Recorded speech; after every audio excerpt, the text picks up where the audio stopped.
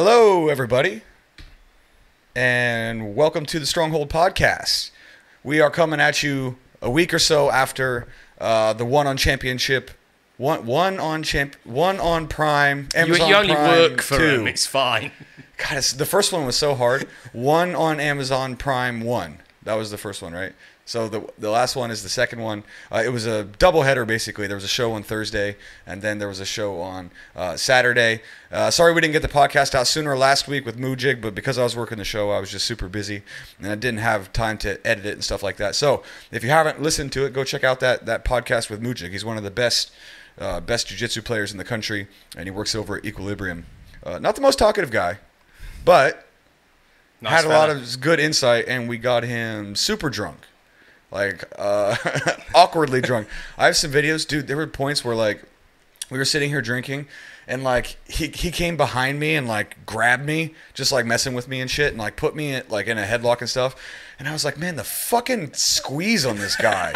Like, the hand strength that he has when he just, like, touched me, I was like, oh, shit. You know how, like, you touch people and you can just tell they're, like, built different? Yeah. Like, he's just built different. Yeah. Like, he literally would just, like, put his hands on my shoulders, and I was like, what the fuck, dude? Like, when I shook his hand, like, my fucking shit was breaking, and I was just like, man, he was one of those guys that's just, like, as soon as he touched me, I was like, oh, okay, I can see what we're dealing with here. You have, like, tendons like steel cables if you cut him open, and he's, like, not made of the same stuff that our regular, normal people tendons are made of.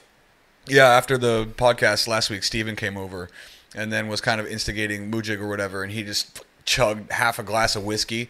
So drunk. We were all so drunk by the end of the night.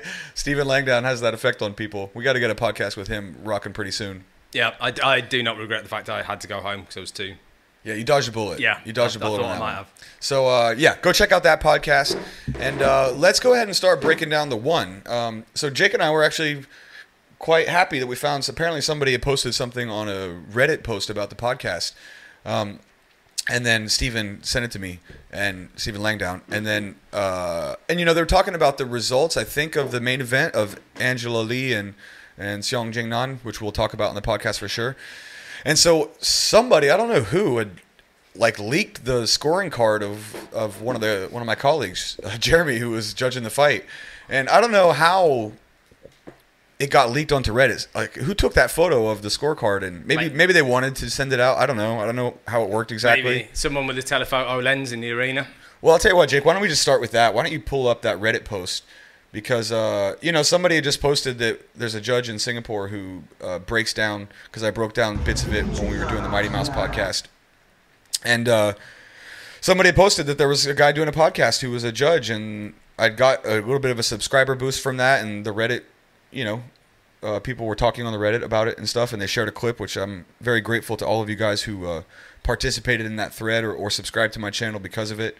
And so I think what we'll do then is just take a look at this scorecard, because I know immediately the drama is going to be, you know, who do I think won the Angela Lee Jin Nan fight? I think make it clear as well, you weren't judging that fight. I was not judging that one. Which was amazing, actually. This isn't you trying to justify yourself to the public. Yes. So I'm actually in an interesting position here where I can give you guys what I think, but it actually isn't, like, officially scored, right? So I can keep all of that aside and then give you my opinion. Actually, you should also know I rewatched the fight right before we started the podcast so I could get a little bit more insight to it. But, yeah, so why don't you throw that up on the main screen there? Sorry, I'm just trying to find the scorecard. I've just got... No worries, but if you could show the Reddit thread as well, and then maybe if people want to go and look at it or whatever they can. So yeah, the thread is on our MMA, and it's ONE on Prime Video 2 main event scorecard from one of the judges. Match scored overall by criteria and advantages, and then if you scroll down, well, there's a bit about me in the podcast. One of the Diddly Dank, thank you for shouting this out, man. I appreciate that. One of the ONE FC judges has a podcast link below as a segment of him describing how it is. And then some people said it was a good podcast and that we keep it real, so I appreciate that. I'm keeping it real right now. I'm on my third beer. So I'm keeping it real for you guys. Jake's living his best life with his non-alcoholic beer over there, because I assume he's hungover from yesterday. No, I just need to be I need to be clear-headed for this evening to entertain my parents. Oh yes, your in-laws are in town. That's why you're not getting sloppy with me, Jake. All right. So can we find this scorecard? Yeah, I think it's in the main link there, Jake, at the top. If you click on This one? Yeah, something like that. Yeah, Oh, there it is. Okay. So Jeremy, somebody leaked your shit, dude. I don't know what happened. He's one of the judges that comes from America. Like, one of the guys that judges me. Very impressive leak. How did they get hold of that? I have no idea. I don't know who sent it out. If it was like a leak or if somebody just deliberately was trying to show it so they could show what the new scorecard looks like. I've had it since they introduced this, and this scorecard is new.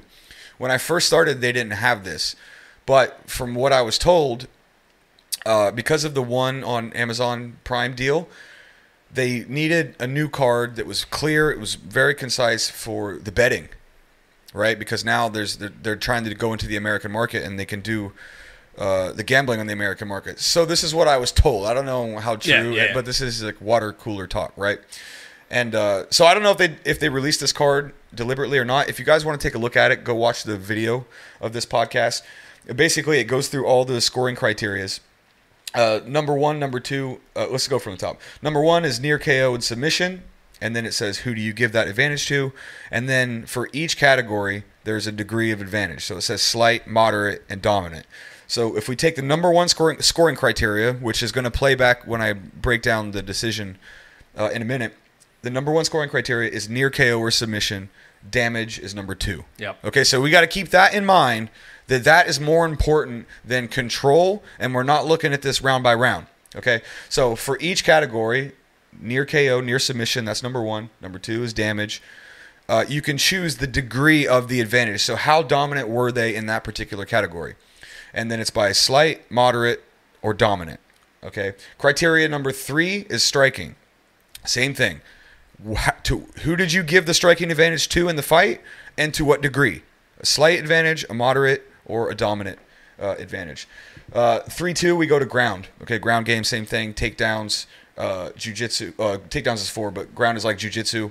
And then also transitions, mount, side control, back. Then you get to takedowns, and finally aggression, which is the lowest scoring criteria. Which is the criteria Angela said she thought she won on, which I don't disagree with. Like, she was, it says even on the card, and I thought Angela was the more aggressive fighter in terms of like pushing the pace of the fight. She was always going forward, but then she was getting damaged every time she was walking forward, which is a higher criteria in one. Yeah, and the aggression is the lowest scoring criteria. Yep. So I agree with you, right? Basically, actually, let's just take a look at this real quick. So according to Jeremy, God, I feel weird putting him on the spotlight. I don't know how this thing got out, but I don't even know if I should be talking about it, but it's out there, so I'm just going to rock with it. We're about 5 minutes too late for that. Yeah, exactly. So taking so near KO submission advantage goes to Red. Red in this case is Panda, Xiong Jin Nan, by moderate. He gave it a moderate advantage near KO submission, which I find a little interesting. Moderate is right. Moderate is right, because there wasn't actually, like, I think Panda dropped her twice in the first round. Right? So that's where the near KO and sub threat would come from, because Angela Lee, the closest she came to finishing the fight, which I don't think was that close, was maybe that where she had her in like a Darce or an Anaconda or something in the second round. Yeah. And, had a choke on her. And it was like a decent threat, but it wasn't really like I'm about to tap out type threat. Yeah. Those knockdowns were big. The first round, I was like, dig, I'll talk about having heart. Angela Lee, and just getting through that first round, because she got it crap beat out of her in that first round. Yeah, it looked like she was going to get finished. Yeah, I thought it was going to get finished. And then she got dropped again toward the end of that round. So this is why the near KO and sub goes by moderate advantage to Panda, and I agree with that. Okay, damage, Red, moderate advantage. I would also agree with that. Red, again, is Panda. Okay, 3, striking, Red, Angela, moderate degree. I think you could maybe make that moderate or slight. Yeah. Because Angela had success throughout the fight. And at certain points, particularly toward the end of the fight, she was busier. Yeah. Right? She was playing catch up, right? And they mentioned this on the broadcast, which I hadn't heard until today, because the only time I'd seen it was actually at the event. But I noticed that they mentioned it on the broadcast that basically Panda had done all the damage first in that first round. Yep. And then Angela Lee is playing catch up after that point, right? Which I agree with. So, but the striking, moderate, slight, something like that. That's definitely correct. And now we get to the categories where Angela had more success. Yep. Keeping in mind that these are the lower tier categories. Okay, ground. Okay, Jeremy Saunders gave this to Angela Lee. Yeah, I think none of us disagree with that. No. She was able to get takedowns. She was able to threaten a little bit. And, even with the clinch, which is not technically ground, but when she's close, she was doing her best work. She was landing some knees in the clinch for a few rounds and got a couple takedowns. And, Panda kept getting back up, so he gave it to her by a slight advantage there. I say that's fair. You could maybe throw moderate, slight, whatever, right? But that sounds about right. Takedowns, they gave the advantage to Panda, which I find a little. So this is one of the ones where it gets a little subjective, right? Yeah. Because he gave Angela Lee the advantage on the ground, but he gave Panda the advantage in the takedowns. Yeah, which is quite interesting. I'm surprised by that. I would have said it was even at best. But I think Angela landed more takedowns. Yeah, but I don't know. Panda, I think, maybe got on top once or twice, like through a scramble, but I don't think it was an active takedown that she was looking for. I can't actually remember if Panda successfully landed any takedowns. Nonetheless, Jeremy gave her the advantage there. I don't know exactly what he was thinking there, but I can't remember precisely what happened. They both ended up on the ground. From my recollection, Angela ended up on top a few times. Yeah. And keep in mind that they give us about 30 seconds to fill this thing out. Yeah. Right. We can't fill this out until the end of the fight. Yeah. And then, the decision has to be rendered like relatively quickly, right? Like, they're not like screaming at us to finish it, but there's also like a schedule, right? Yeah, like, they're waiting in there. Adverts are finishing. So we're literally just like, basically what we do and what we were trained to do by ONE is to, as the fight gets toward the end, we still have to pay attention to the fight, but we have to start thinking about this a little bit before we actually write it. So we're still paying attention to the fight, but we're keeping in mind, once there's a minute left in the final round and you can kind of get a vibe on whether or not this thing is going to go to the distance or not, you start trying to like parse this stuff together. And then aggression, he gave a slight advantage to, actually even, he gave even on both. Which, because they were both aggressive in different portions of the fight. Yeah. Right? Like early on, Panda was more aggressive, especially in that first round. I think in the third round, she's probably more aggressive too. But, you can maybe be... okay, let me tell you now what I would do. Right? Jeremy and I are different. It's a subjective point. Near KO or submission, Panda, moderate advantage. I agree with that. Yep. Okay. Damage, also, I agree. Moderate degree advantage for Panda. Striking, same. Moderate degree of damage. I would give the ground advantage to Angela Lee by slight, which is what Jeremy did. I would also give the takedown advantage to Angela Lee by slight, which he disagreed on. And then in the aggression, I think even is probably the best thing. Yeah. You maybe could put Angela by slight advantage at the advantage toward the end of the fight. Yeah. Right? So I might disagree with him on like a little tiny thing, but I can also see where he's coming from. Yeah. Right? So this is actually what the ONE, and this is what I said on my response to the thread is like, this is actually people talking about ONE who actually work there and actually breaking it down. You don't get this kind of content listening to fucking Brendan Schwab. Okay? Not really an expert in ONE FC, is he? Yes. Nice guy, but some of them are rough. Like I watched the Angela Lee one. It was like you can just tell he doesn't know what he's talking about. Even on Rogan will bring it up sometimes. Yeah. The nuances of the scoring criteria, a lot of people don't know unless you're in the scene. Well, we were saying before we started filming that like if you watch this and you thought it was the UFC criteria, you'd have thought Angela Lee won under their criteria, but it's completely different because it's judged on the whole fight, not round by round. And Angela Lee, I think you could make a strong argument that she would have won under the UFC rules. You could have given her, maybe 4 out of 5? I definitely would give her the second. Angela definitely won the second, which is crazy because she was hurt bad in the first round. But that was a round where she was clinching her up on the cage. I think she got a takedown. I think she was threatening with a Darce or an anaconda or some front choke or something like that.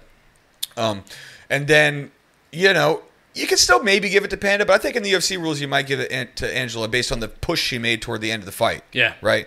But the UFC puts way more value on, like, control, and the round-by-round thing makes it totally different. So in preparing for the podcast today, I had a couple examples for you guys. You can watch this for free on YouTube now. Go back and rewatch the TJ Dillashaw-Corey Sandhagen fight. Okay? TJ Dillashaw is fighting for the bantamweight title. He's fighting Aljo like in a month or something like that, right? And so they posted this fight free on YouTube, and I watched it today. And that is a fight that I can tell you 100% in one, Corey Sandhagen would win that fight. Yeah. I mean, TJ Dillashaw's face is like falling off. He had his ACL tore by the heel hook in the second round, and that was like a really significant part of the fight. I mean, his face is just bloodied, right? But what Dillashaw was able to do was like pin him against the cage multiple times, clinch him, grind him out. He was still landing shots here and there, but he would get his moments of control. Yeah.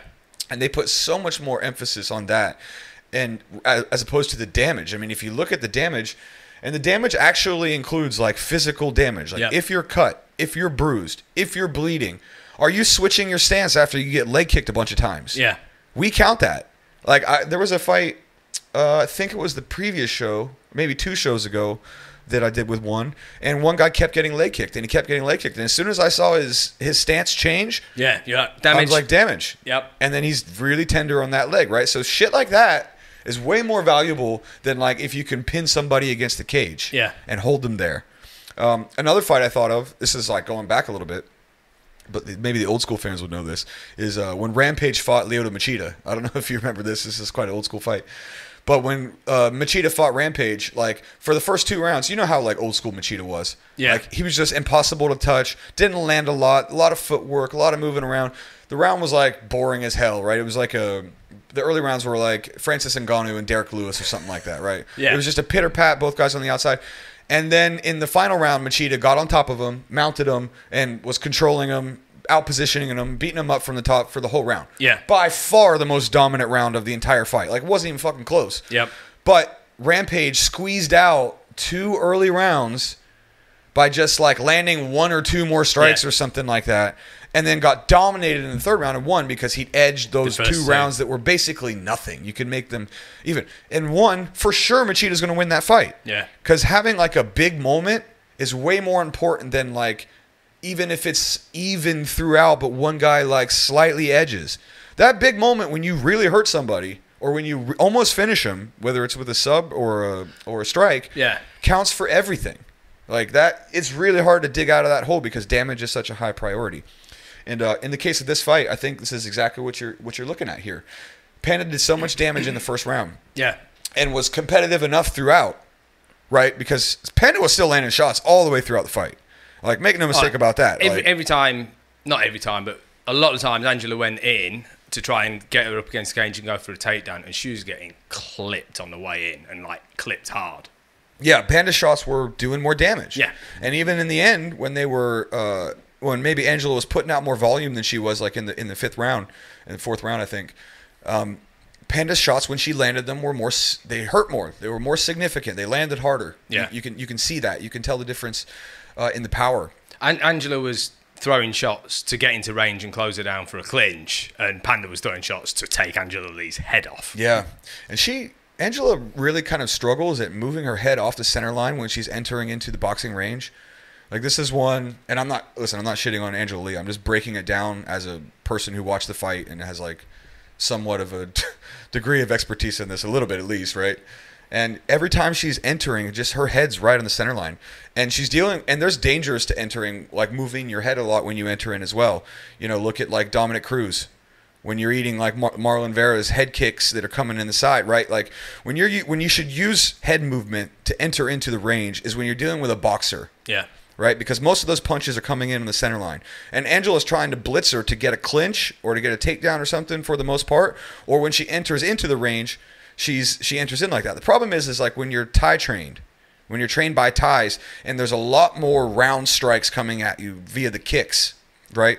When that stuff starts to happen, you really can't be like bobbing and weaving and rolling your head when you're trying to enter into the range because those round kicks can come in, or knees can come up the middle if you start trying to roll to enter in. Yeah. Right? So this is like where the MMA meta is different when you're like dealing with a boxer, or when you're dealing with a kickboxer, or when you're dealing with a guy who's like or a girl who's like mostly Muay Thai trained, right? And every time you see her enter in, her head's on the center line, which can be okay against Thai fighters or people who train with a lot more round kick heavy style, a lot more Thai style.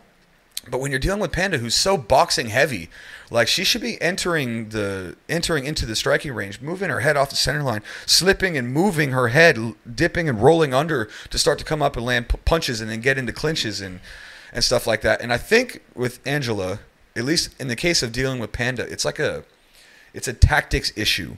right? Like, she has the skills to beat Panda. Yeah. But she's just not adopting the best tactics in the fight, even though she got to her positions and was able to have success periodically. Like, especially when she was clinching, she landed some good kicks throughout the whole fight. I think she like almost landed a head kick at one point in like the third or fourth round as well. So she was landing some strikes still, but her tactics and her strategy to deal with Panda's style doesn't seem like they... Like, I don't feel like they're training her to fight Panda. I feel like they're training her to fight. Yeah. Rather than sitting there and like looking at her film and looking at her tendencies and look at what she does. What does she lead with? She's so heavy leading with the jab and the straight punches. Yeah. Like, very classic boxing style, right? Feints a lot with the front leg. Very heavy on that lead leg. Angela was trying to kick it a little bit. But I don't know. I guess, do you think they're going to do a fourth one? Do you want to see a fourth one as a fan? It's a great fight. It's brilliant and engrossing, but we've seen it, 3 times now? It's probably enough for a while. Like, at least take a couple of years off from that one. Build someone else up and give them a shot. Yeah, so, I mean, we'll just finish up with the Angela Lee Panda thing. I think that the Panda won the fight. I think it was really close. You know, this was not by any stretch like, oh, yeah, obviously. No, it was a close fight. Yeah. Like, Angela was right there. Tough as shit. Super game. You know, I just feel like it's still young, right? Like, still fucking everybody. How old is she now? Can you check for me? Can't. She must be like, what, 23, 24? Is she something like that? Because I think Panda's like 30 plus, right? Like, Panda's still in her prime.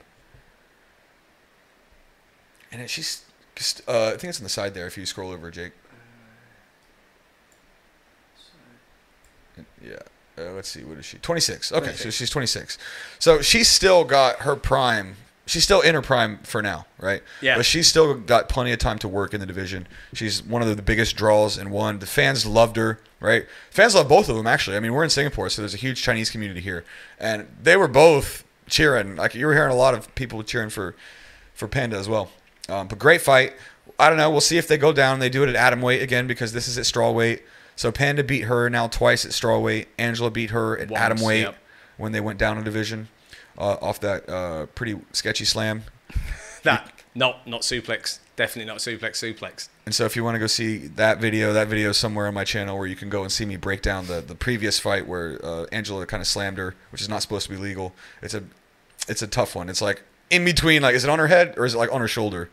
I don't know. But anyway, you can go watch that if you want. So we'll see. I don't know, man. I don't know what they do next with Angela. Maybe she goes back down to atomweight. I don't know what the plan is if she's not in the champion of that division, right? So, but can we get to the other badass female? Tiffany fucking Teo, podcast alum, bring her up. And #1 female fighter and male fighter Singaporean in the world. Boom. Crushes Ritu, which I knew she was going to do. I knew it. I couldn't say it. You know, not a good look. The ref of one of the fights saying who's going to win the fight. Well, it was weird. I ended up actually judging her fight, and it's not that weird because I mean this is Singapore. I train people here, so periodically it's bound to happen. I judged Amir Khan's fight. I've trained with him, right? These kind of things are just going to happen sometimes. It's not the biggest island in the world. And Tiffany's come and she's trained at my gym, and you know she's been on the podcast and stuff like that. But obviously, as a judge, I mean completely impartial. But, you know, after the work was done, I was so pumped for Tiffany. But I knew, I sensed this was going to happen. I had a good feeling that Tiffany was going to run through Ritu. She got armbarred by Stamp. Yeah. You know, once I saw that, I was like, listen, okay, I'll get to Stamp in a minute. But once I saw her armbar Stamp, and actually Tiff mentioned it in her promo video. She was like, oh, Ritu got exposed in that fight. And then she goes and she fucking crushes her. Subs her in the first round. Didn't even look competitive. Tiffany's a beast. She's fucking chopping the heads off every contender in both divisions. Yeah. Okay, because now she went down. She looked shredded, man. Yeah, I saw her on her Instagram and she had like the photos from her weight from the last fight and this fight. And yeah, she looked absolutely like lean and jacked. I don't know how she passes that hydration test. She looked jacked. And the fucking strength that she would have at atomweight. Yeah. She's really putting it together, man. She's starting to put it all together. She's getting finishes. She's like durable. She fights out of everything to the bitter end. That fight with Panda was fucking close. You know, that last fight with Panda was close. So Panda, Tiffany Teo, and Angela Lee are all like right there. Yeah. They're all like really close within skill. And it is time to do Tiffany Teo and Angela Lee. Yep. We got to do this fight. we got to do this fight. Tiffany's at atom weight now. That's the weight. Angela needs to defend the belt at that weight. Yes, she does. Let's do the maths. Singaporean versus Singaporean descent. Yes. We'll call it that. Let's do this thing. Why haven't we done this yet? This is perfect because she's out of Panda's division because Panda's the only person to beat her. She finished with Tiffany the first time. Second fight was a decision. Super close fight. You know, probably a similar thing that happened with Angela right now is that, you know, Tiff was cut up and bloody and the superficial damage was on the side of Panda. But a really close fight. At the time, we thought Tiff won. Yeah, Tiff looked good against Panda. Like, really good against Panda. And then since then, she's fucking smashing everybody. Yep. She's right there, man. She's right there. Number one contender. Surely. Who else could be? Well, Ritu got to the finals of the Grand Prix and lost the stamp. So Ritu won her way through the tournament, right? And then whoever won the Grand Prix got to fight. Was it Panda?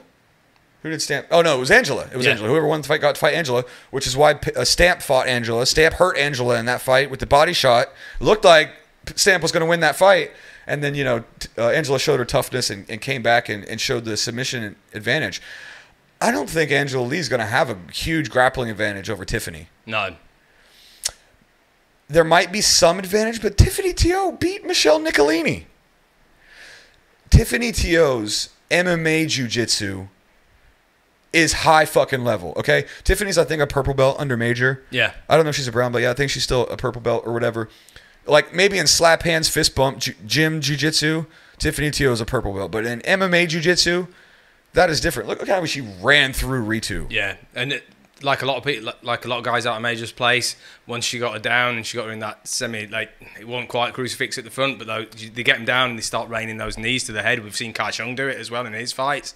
That is more or less a cheat code at this moment in time for MMA. Yeah. Well, especially, that's the other thing about ONE, right? Is the fact that you can lower body strike in ONE when somebody is down.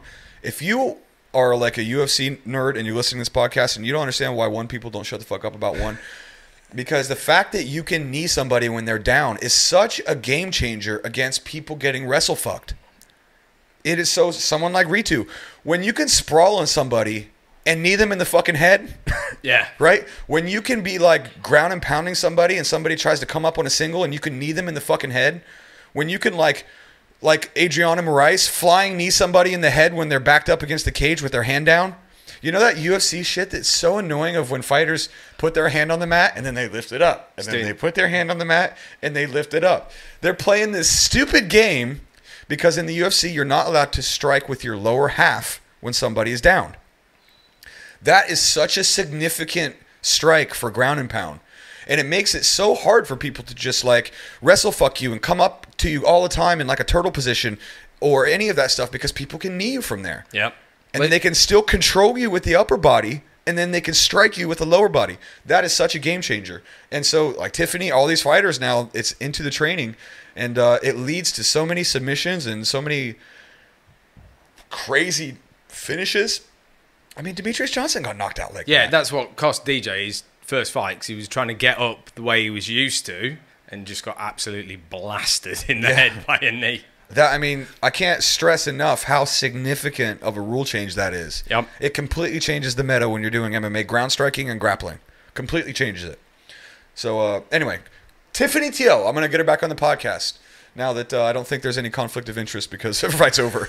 And I don't want to talk to her about her fight when she's like in a training camp her fight. And we got to get her on before her next fight gets announced. It's just FYI, Tiff, please. Yes, that's a good call. So, Tiff, we're coming for you. Actually, Major said he wanted to come back on too. Nice. So, yeah, maybe we'll do that one. So, congrats to them. Singapore's finest. Fucking get that championship, Tiff. Let's go. Atomweight champ, Angela Lee. Let's do this thing. What are we waiting on, ONE? Announce that shit. All right, so let's go to the top of that card. That was a let's 5-round war. Or can we finish off the last one? Did we finish off the main card on the last one? We just did Tiff. No, we just did Tiff. Yeah, all right, I'll bring it. Okay, here it is. So, right, this is the first card. Yes. Okay, so we can go up here a little bit. So some good fights. Oh, the other ones that were really significant that I wanted to shout out were the two Russians that knocked out Martin Nguyen and knocked out. Oh yeah, lower down. There you go. Where I Where think that's is the it? other card, Jake. I think that's the one on Prime 2. I'm so confused. I think it's the other event. Yeah, so the guy that knocked out Martin Nguyen, the Russian guy, man, he looked amazing. To the top? Sorry. No, I'm not. No, it's not this one. This is the same No, one. but captain as well. Oh, Capitan lost. Yeah, that was a surprise. These Russians, those 3 Russians, Alverdi, Ramazanov. Yep.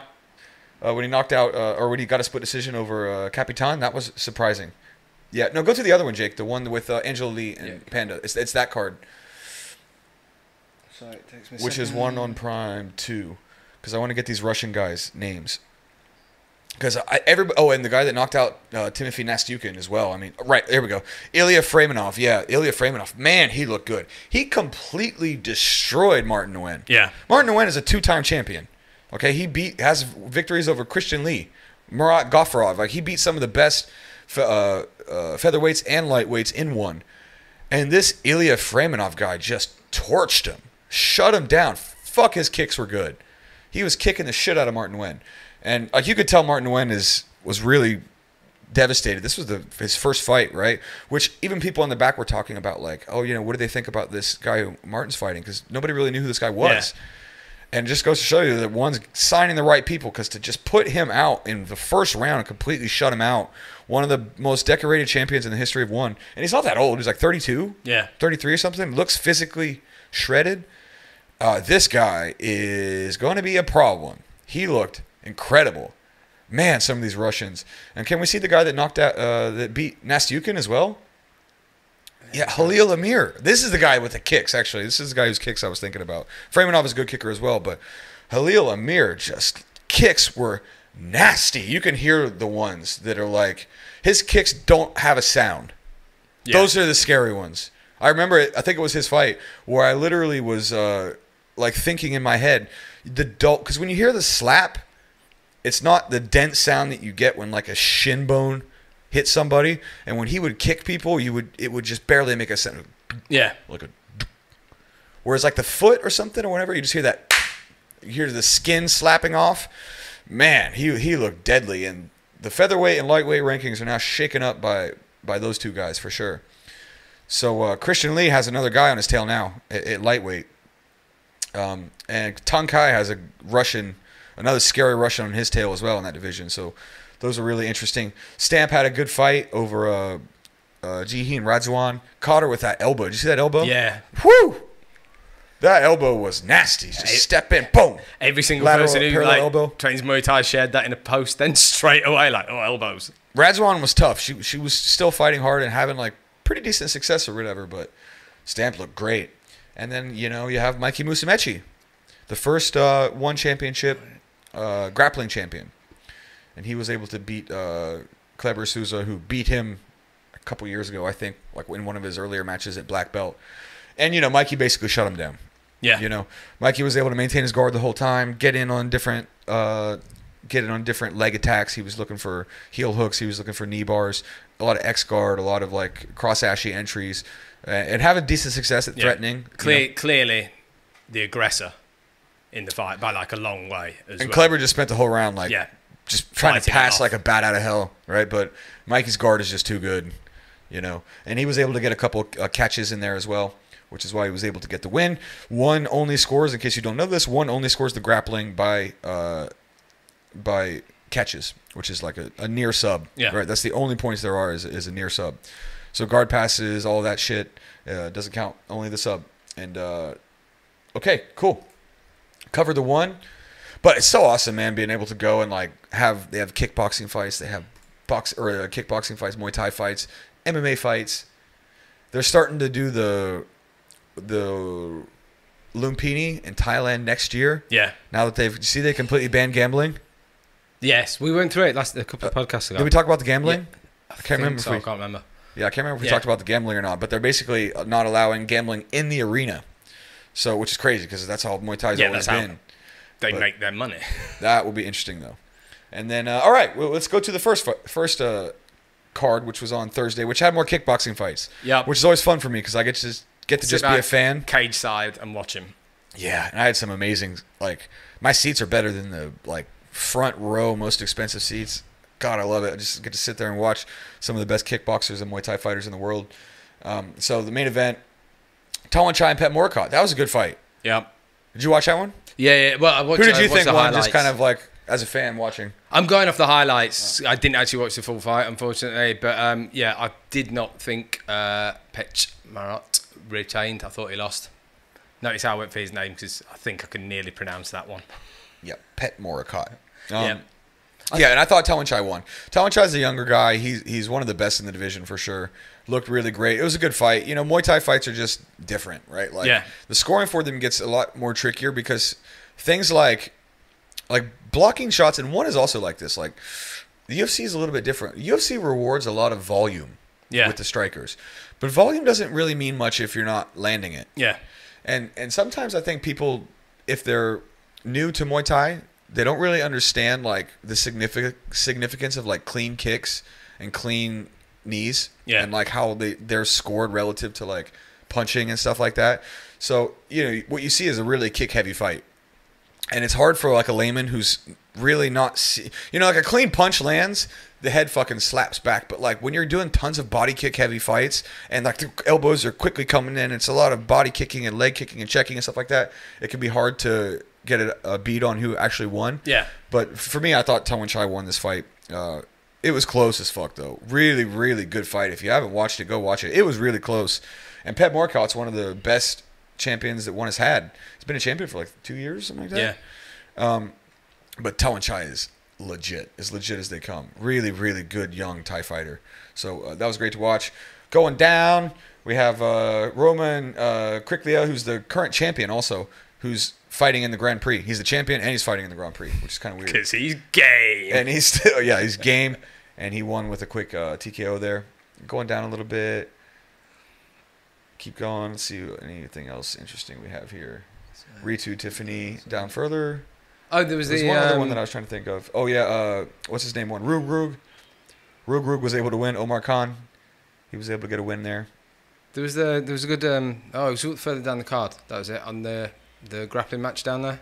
Which one? That one. Rodrigo. Right, the Evolve guy, Rodrigo Morello. I don't really know much about this guy. He was coming from Brazil. His post-fight speech was pretty crazy though. This is the thing with ONE where they give out those $50,000 bonuses. Like he was mentioning in his post-fight speech or whatever that he had just been like broke living in Brazil like a year earlier, trying to teach some classes or do whatever, and then Evolve ended up bringing him in. And after Evolve brought him in, he like got a real salary, got an apartment. Then they brought him in for ONE for this fight. For a guy like that to win a $50,000 US, by the way, the bonuses are in US dollars, right? So I think for Tiffany Teo, who got the fucking bonus, go Tiff. I think that shit was like 78,000 Sing dollars. Nice, dude. Congrats to you, Tiffany. You get all. I forgot to mention it. How dare I not mention it? Congrats to you. Applause. 78K. Little man, kudos to you. And that's her second win of this year, I think. And then she would have got her fight purse, and then she would have got 70. I think it's about 78K, 79K, something like that, Singapore dollars. So Tiffany Teo all of a sudden is balling a little bit. Good for you. And to my point, Rodrigo Morello, same thing. He was able to get that 50K bonus. Man, that has got to be so nice for a guy who's like new to Singapore, coming here, coming from Brazil, probably didn't make a lot of money. To get a bonus like that is nice. I hope you spend it well, my man, and save some of that shit. Save a lot of it. Singapore is expensive. Yeah, it's not going to be quite as much as you think it will here. So that was a feel-good story, but man, that ankle lock looked nasty. Yeah, he was straight on it as well. Yeah. Right, he was over in less than a minute. He did that interesting variation of it too, where he's doing it from the Deli Hiva. I can't remember. I was talking to maybe it was Mohammed Suleiman. I was talking to him about it. Who is it? Is it the Taro Kayotero, or is it the version of it? Where you have the Deli Hiva hook. You're not like posting on the hip, like if you're in an Ashigarami or if you're in a single leg X to finish that. You're actually using the Deli Hiva hook instead, and then bridging into that doesn't seem to give you the same amount of range of motion, but people have got tons of power there. Craig Jones did it to somebody. I can't remember. I got to play with that one.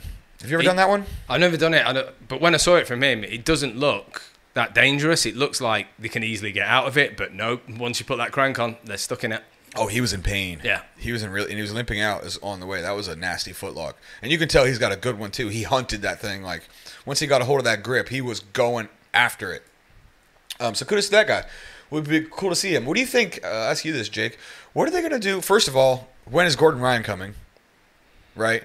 Because after ADCC, like, the push, the attention he could bring to ONE. Yeah, it'll be huge. Would be huge. Who's he's apparently signed, right? Yeah. But we have yet to see him in there. Him and Buchecha?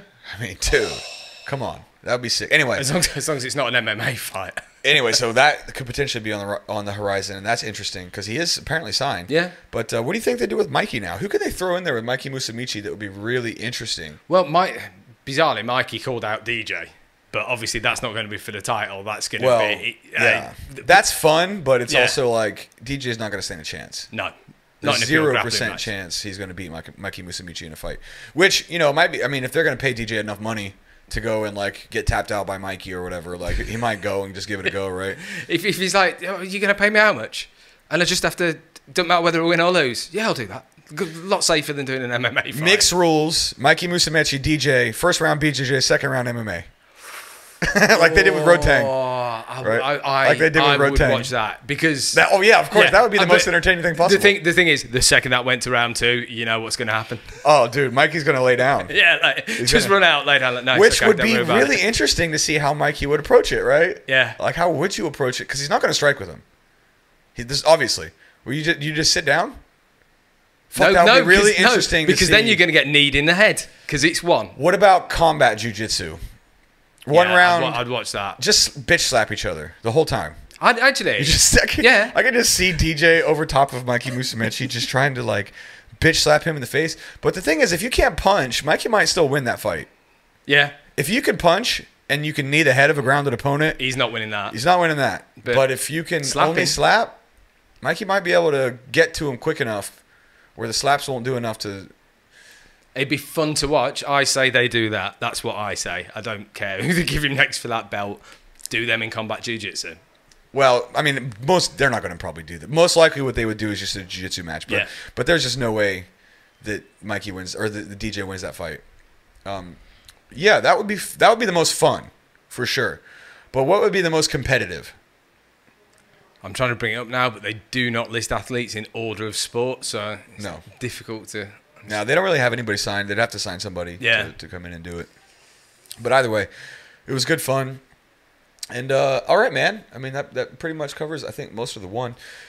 Thank you all for being on the fucking Reddit post and blowing the podcast up. We appreciate that. I hope you guys get some good value from this podcast, or at the very least that it's a little bit entertaining. We got a big UFC coming up. Do you want to do that, Jake? Let's get a preview one on Islam and Charles Oliveira. Or do you want to do that next week? It's a few weeks off still. I mean, if we do it, we have an extra week for it to generate attention. I don't know. Or we can do it next week. I'm not particular on it. But either way. Let's go next week because I do need to push off. Let's save that for next week. All right. Is there anything else we wanted to hit up that was big from this week? No UFC today. Got through the one from last week, which was excellent. If you've not watched that, definitely go watch it. I'm on Amazon Prime. Like, just to go back to what we kicked off with, like the Angela Lee Panda fight. Go watch it. It's such a good fight. Like, it was one of the few where I wasn't zero eyes on the round timer, purely looking at the fight. The round would end, I'd be like, what? When? How? What? Not 5 minutes. It's such a good fight. And the fights at ONE have been so good lately. Yeah. There have been so many finishes. I think if you look at the finish rate over the last like 3 or 4 ONE cards, it's got to be like over 70%. Yeah. And that's across like 10 fights per card. So you're dealing with like 60, 70 fights, right? So, is it because their rule set's better? Oh, their rule set's definitely better. Yeah. I like it better. It eliminates all of the problems of like the 10-point must system. It doesn't mean that it's perfect, and it doesn't mean that other problems don't arise. But the most annoying thing, one, is that fucking hand shit where they just tap their hand, lift it up, put it down, lift it up, put it down, This eliminates that completely. The killing yourself for the weigh-in because of the hydration test. So, and I mean, I don't know what the deal with the hydration test is. Some people haven't been able to fight, so they're obviously enforcing it to some degree. John Wayne Park couldn't fight because he failed the hydration test. Eliminates that. Okay, those are number 1 and number 2. And then number 1 is the round-by-round bullshit, where it's like, How can a guy in a 5-round fight squeak by 3 rounds and then get fucked up in 2 other rounds and win? Yep. And it also blows my mind that you can get knocked down a ton of times in the UFC and then still get a 10-9 round. That kind of stuff is just eliminated. You get knocked down twice in one, you're gonna have to kill that fucker to get that damage back, right? You're gonna have to really hurt them. Yeah. You can't just pitter-pat them the rest of the fight and get a decision. If you get knocked down twice, you got to knock the guy down 3 times after that to win the fight. Or you got to hurt them. Yeah. You can't just land shots. If they hurt you bad like that, like Panda did in that first round, she was hurt bad. Yeah. Twice. Bad, right? You can't just edge her in striking and volume over the next rounds and make up for you were fucking almost done, right? You got to have moments that are significant to get out of that thing. And I really think that's the best part about the one rules and the knee thing and the hydration thing. And the best thing about the fact that it's not in America is that they can take executive decisions and make stuff happen instantly because they don't have to go through all these fucking athletic commissions. Dodgy commissions. This one, the last 2 fights, the Friday night, Saturday night, was the first time I actually thought, yeah, this is the better rule set and the better judging criteria than the UFC. It's becoming clear now because it makes the fights more exciting and, generally speaking, the aggressor and the person who does the most damage wins the fight, which is what everyone wants to see. And let's extrapolate. We can end on this point if you want. We can extrapolate on this, and we take the other sports that one does into account. Okay, what's the most annoying thing about Muay Thai? The fact that it takes the first round off, generally speaking. All the Muay Thai culture stuff. The fact that they don't fight hard from the first round. The gambling that influences the fights. The fact that they can clinch for the whole fight and just be... It makes it boring to watch. Listen, I'm a purist for Muay Thai too. I love old school Muay Thai where you could clinch as much as you want to clinch and all that kind of stuff. But if you're trying to sell an entertainment product, they want to see the striking. You can still clinch in Muay Thai in one. It's just they don't allow you to hang on for the whole fight doing that. So they eliminate that stuff. What else is fucking awesome? Well, let's put them in MMA gloves. Yeah. Right? The fucking knockout percentages go up. Yep. Entertainment value goes up. Right? Kickboxing. Amazing. High value. Same thing. So, the kickboxing is pretty much the same, actually. BJJ. What's the most annoying thing about BJJ? Stalling. The stalling and the points. What can we do? We give him yellow cards. You lose 10% of your purse if you stall. And then on top of that, advantages, points. All that shit's gone. Subs. That's it. You sub, you win. You get a win, you get a sub, you might get $50,000 bonus. And also, if you don't get a sub, if somebody just passes you in side control and then you threaten them, and they keep passing you, but you threaten them, you win. Yeah. You were the closest. Oh, my only thing with that is, would it be better if they put EBI overtime in there? I would not be mad about that if it was if there close were no fight. catches, nothing else happened, so at least there was some. I'd be down for that. That could be interesting. That'd be nice. Yeah. Do that, please. But so the point is they take the annoying shit out of the other. It's not just MMA. They're doing that. They're paying a lot of attention to how to orchestrate this system so that it's entertaining, which is their product, right? It's their entire product. So, yeah, I mean, and this really goes to illustrate the theme of the podcast, which is the just fixing the rules and being able to make changes without having to go through the bureaucracy that exists in American and European political sports structures like boxing, which is, the boxing is the worst. The UFC is better than that, but then we can also do it this way, and we can have these things. And it's just good to see the scene exploding. And there's a show in 2 weeks, 12 days, as of the recording of this podcast, in KL. It'll be the first show, I think, overseas since COVID, or since I've been working for them anyway. So I'm hoping that I'm going to be on the call sheet to go and do that. Jake will not be here, so holiday. Sorry, we'll break it down when I get back home. Yeah, but next week we'll podcast, and please guys leave comments on this. Let us know what you like. Thank you so much to that dude who I mentioned earlier who put up the Reddit and shouted us out.